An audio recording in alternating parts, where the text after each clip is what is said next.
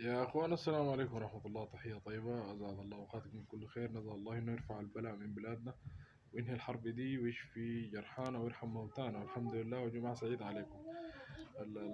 اللافي والشل الداير عن خالد الياسر الموجود بلندن.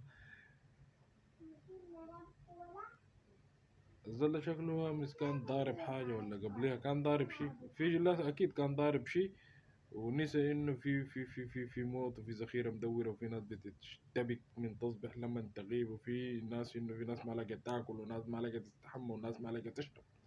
بيقول ما في صيوانات عزا. تخيل، صيوانات عزا في ظل الحاصل يسووا وين في راسك؟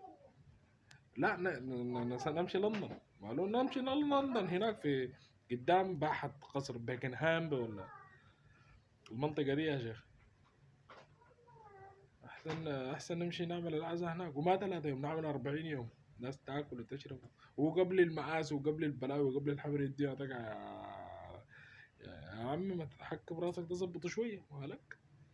معقول ناس تعمل صوانات عزا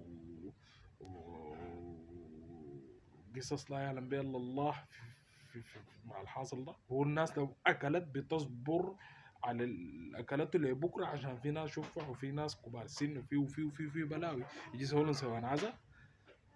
طيب لما نعمل نحن سوان عزا ولا الغير نعمله سوان عزا، بتصل عليك بتقول لك تذكر عشان تجي تعزي وترجع.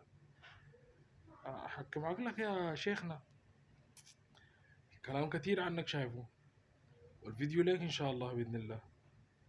برا قريت لي رقبتك، تعلمت لنفسك، عاوزين كلامك متابعينك سامعينك وشايفينك وكل شيء. فهمت علي؟ لكن اي تفلت، اي تجاوز، اي طلوع للفوق في المساواة وفي البتر وفي بنساويك. حتى لو بالفيديوهات بنديك، ولو قابلناك شخصيا بنقول لك منو انت ولا شنو انت، ولا nothing for us. قال سيوانة عزا، قال الله يدي العافية ويرفع البلاء من بلادنا والحس وطن والله ينصر قواتنا المسلحة، وتوكلنا على الله. نحمد الله على كل حال. السلام عليكم ورحمة الله.